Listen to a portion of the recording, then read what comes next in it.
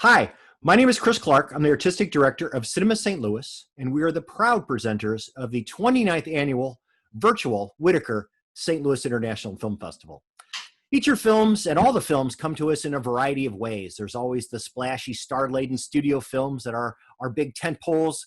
There's a variety of distributors all over the world that we deal with on an annual basis.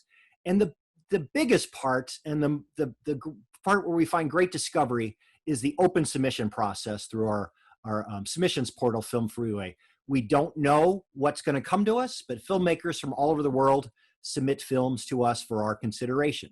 Of the narrative features submitted, we took about 10% or less of the films. And this one film we're going to talk about today, Strider, was in an uphill battle for acceptance from the very moment they entered. In the very last days of our lengthy submission period, had to pay a hefty late fee, no stars, nothing trackable to speak of. So what was this little mouse going to do in this vast field of competition?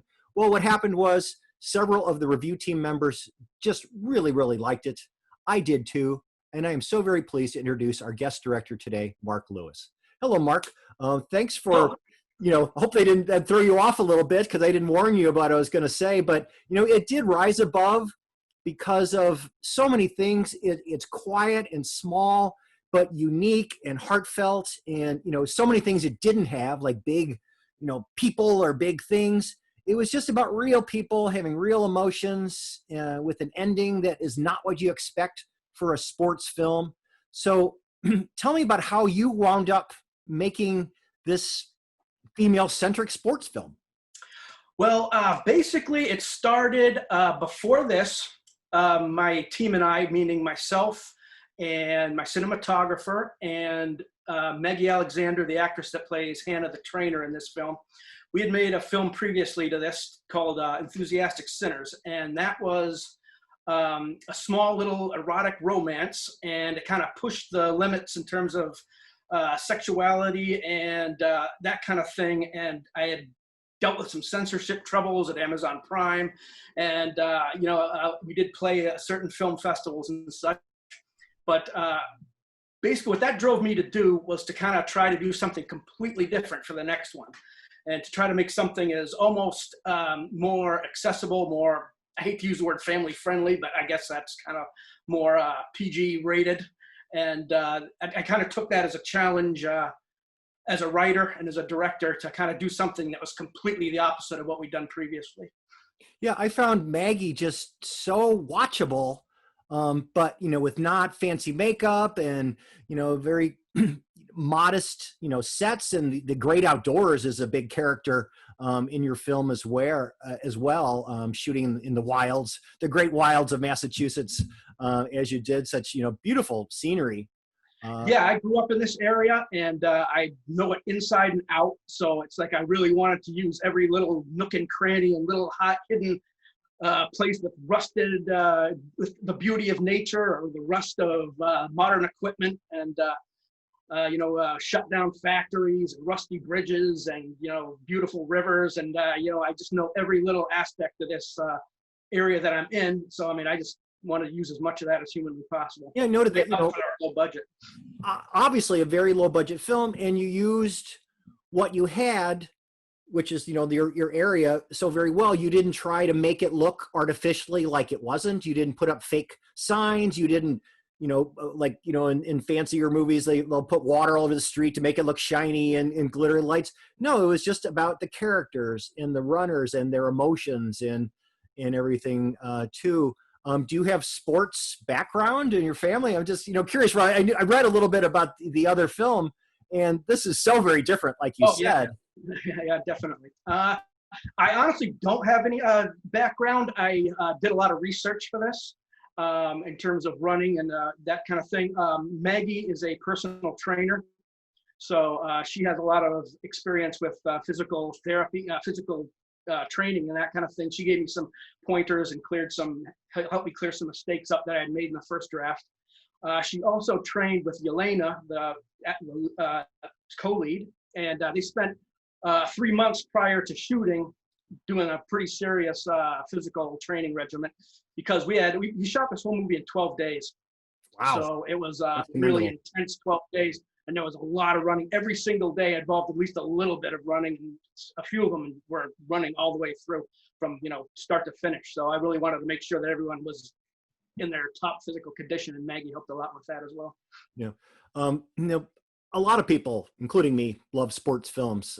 I was an athlete in my youth, but I was a swimmer. All the sweat just kind of washed off in the water. Running is something I just never enjoyed because it was too hot for me, and it's hard, and it's just endless, and it's grueling on your body and your feet. But I think those women both really showed, their competitive edge and their dedication.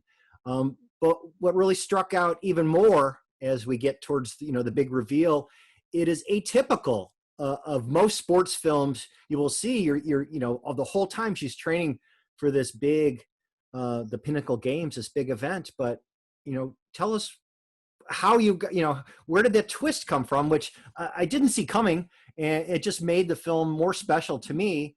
That it made it more human. So that was 100% came from budgetary restrictions, and again, that was another challenge as a writer I looked at was I really wanted to try a sports movie, but it's like the challenge was, how do you do a sports movie if you don't have the budget to do the big showdown or the big meet or the big fight or whatever at the end?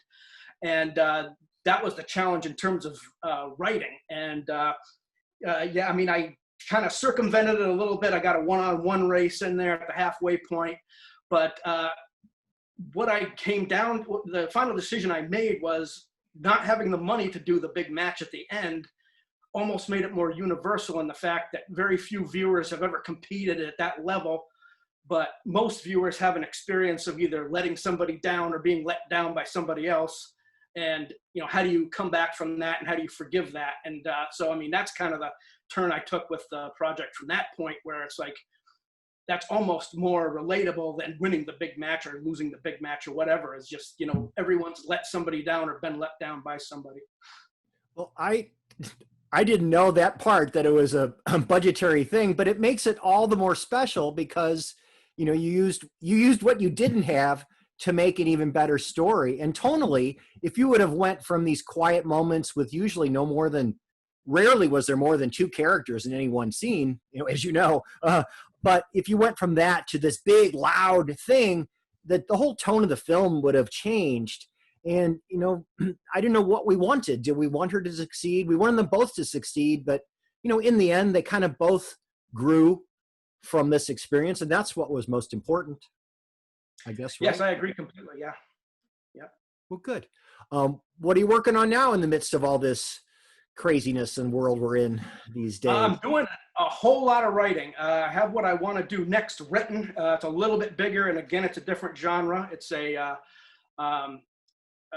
action film. One of the reasons I wanted to do that little one-on-one race in the middle of this was to show that I could do something exciting. And, I think that the race in the middle of this kind of shows what we could do on a low budget. I'm hoping to get a bigger budget for my next one. I'm hoping to use same team that we made on this one. We really had a good, solid machine on this one, and I'd like to use them a little bit more on a bigger budget film. I know the lead, Maggie, she wants to do it with me. She's got some great places and locations in Colorado we're looking at use. I'm hoping we can get the money for that at some point here, and I'm hoping that the exposure your great festival gives us kind of helps us to get to the next level with what we want to do next. Well, thanks for spending time chatting with me today. I was glad to meet you a little bit virtually. I mean, we can't have guests this year, so I've been having fun doing these sort of things. And you know what? I don't know why you picked the St. Louis Film Festival and spent that extra little bit of money to submit, but you know what? I'm glad you did, and I'm glad it made it through. It's the discovery and these quiet little films. Everything doesn't have to have tons of movie stars and tons of budget to tell a good story, and that's what I like the most at the end of the day. Tell me a good, interesting, different story with relatable people.